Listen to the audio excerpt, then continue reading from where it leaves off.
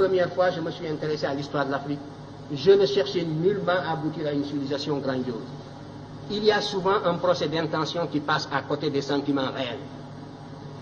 Vous ne trouverez jamais, on fausse même la psychologie humaine, vous ne trouverez jamais un peuple qui admire l'histoire d'un autre peuple. Prenez la Serbie, prenez n'importe quel peuple de l'Europe centrale.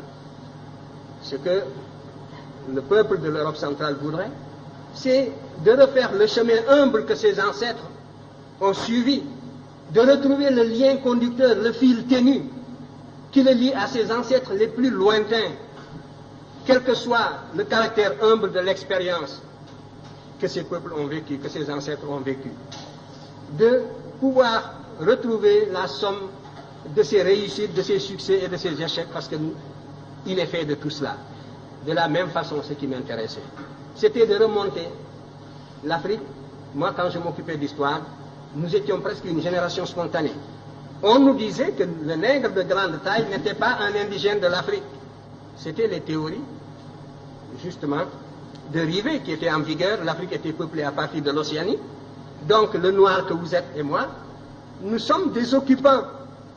Nous sommes des étrangers qui sommes venus sur un sol qui nous est étranger. Les seuls habitants de ce pays, c'était les pygmées.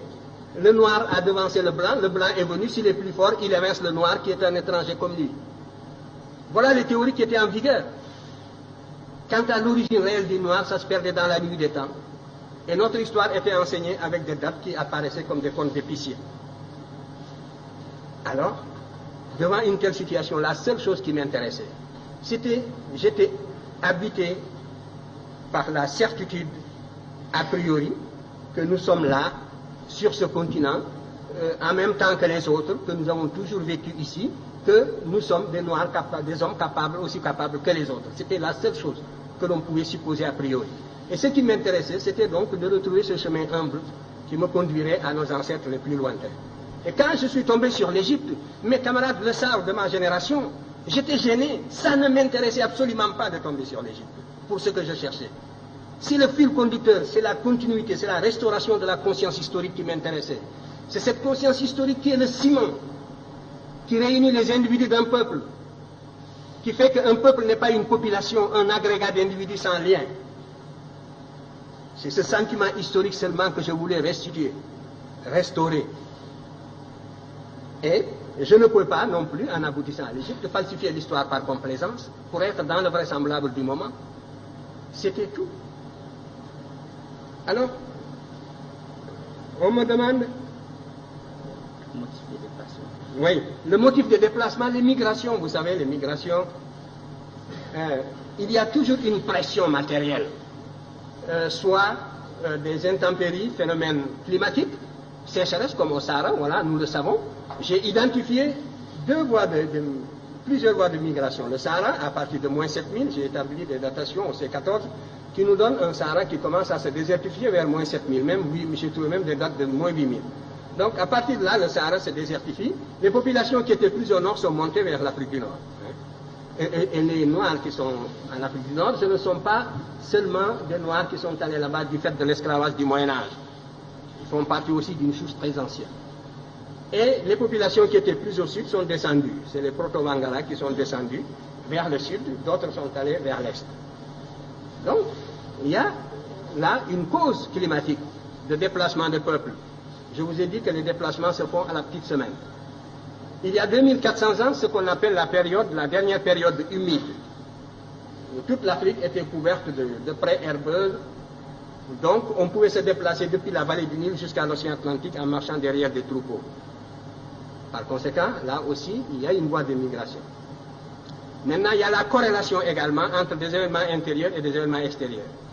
Il est certain que le sac de Thèbes par les Assyriens, la façon féroce dont les Assyriens ont détruit la ville de Thèbes en 663, a eu des répercussions comme l'occupation de Paris par les Allemands, mais ça n'a pas duré. Donc la métropole noire, une fois qui était vénérable, millénaire, la première fois qu'elle a été mise à sac, ça a eu des répercussions profondes sur les populations africaines qui vivaient presque attirées comme en formant une sorte de grappe autour de la vallée du Nil.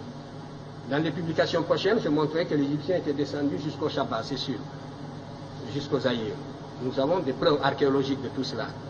Nous avons des preuves archéologiques qui sont venues ici, des preuves relevant de la linguistique, d'autres faits qui sont venus justement jusqu'à la boucle du Niger. Ça concerne la première question sur laquelle je dirai un mot. Tout cela, donc, des motifs climatiques, une pression extérieure, la victoire, la perte de la souveraineté nationale de l'Égypte a fait que les populations africaines se sont relâchées et se sont repliées sur elles-mêmes à l'intérieur pour former des royaumes à l'intérieur. Alors que jusque-là, l'Égypte était la grande métropole, un peu comme les Germains qui étaient de l'autre côté de la rive du Danube par rapport à la civilisation, au foyer romain. L'Égypte était le véritable foyer auquel le reste de l'Afrique noire était lié par 1000 liens esclaves. Et à partir du moment où l'Égypte a perdu la souveraineté nationale, ces populations, évidemment, se sont organisées sur d'autres bases. Alors tout cela, ce sont donc des motifs de déplacement. Pour l'histoire, la période la plus proche. Donc pour la plus ancienne, il devait en être ainsi. Les variations climatiques, on peut les cerner par la paléoclimatologie. Ça peut être aussi dû au fait que le manque de nourriture, la pression sélective, tout cela, ce sont autant de facteurs qui jouent pour expliquer le déplacement. En tout cas, vous pouvez remonter, vous, en ce qui vous concerne, jusqu'aux racines de la philosophie africaine. Je vous invite à étudier la cosmogonie héliopolitaine. Je l'ai décrite d'ailleurs brièvement dans Civilisation ou Barbarie. Vous y trouverez les prémices. Vous commencerez à vous faire une idée de la consistance de la pensée de vos ancêtres de la vallée du Nil qui étaient noirs comme vous, ici. Si c'était cela, si ce n'était pas cela des arguments, c'est la preuve que, vous voyez, on a presque le cerveau vidé et les arguments d'une certaine source ne se fixent plus. C'est ça l'aliénation. Parce que vous demandez, que valent donc ces arguments-là? Est-ce que j'ai inventé les projections que je vous ai faites, que vous pouvez retrouver dans la vallée du Nil, où vous trouverez justement cette civilisation qui est discutée, ces agents qui se sont représentés plus noirs que vous-même. Mais déjà, vous avez des œillères de l'éducation colonialiste et vous ne pouvez plus voir cette réalité palpable. C'est ça la cécité intellectuelle. Vous comprenez? Où est la raison dans cette éducation? Où est la raison? Où est le développement du sens critique dans cette éducation? Voilà le danger contre lequel nous devons vous prémunir. Il faut que votre cerveau fonctionne. Je disais encore hier et je le répéterai demain, que ce que nous voulons, ce que nous visons dans votre éducation, c'est de réveiller justement le bâtisseur de nations qui dort en chacun de vous. C'est de réveiller le créateur qui dort en chacun de vous. Et cela suppose donc une réforme qui mette l'accent sur la rationalité, sur les facultés créatrices de l'individu et sur l'indépendance intellectuelle de l'individu. Voilà le but que vise mon enseignement en tout cas. Et si je ne l'atteins pas, c'est bien. Les moyens de prouver, ce sont les moyens scientifiques. La critique scientifique, n'est-ce pas, c'est une méthode. Moi, j'ai utilisé tout l'arsenal des méthodes d'investigation et des méthodes de preuve. J'ai esquissé même des méthodes nouvelles pour l'histoire africaine. Que justement, les maîtres que vous citez, je vous parlais des maîtres occidentaux, n'est-ce pas, que vous citez, utilisent largement. Parce que le paradoxe, c'est que tout cela dont vous parlez, ils sont coincés aujourd'hui. Parce qu'il n'y a que cette voie pour renouveler la science historique, et c'est moi qui vous le dis. Et ils sont coincés dans leur propre développement idéologique, et ils ne savent plus comment se dégager de la position inconfortable où ils se trouvent intellectuellement. Ils sont confinés dans des positions idéologiques indéfendables. Et il vous suffirait de fournir un peu d'effort, d'acquérir la connaissance directe pour les dépasser. C'est moi qui vous le dis.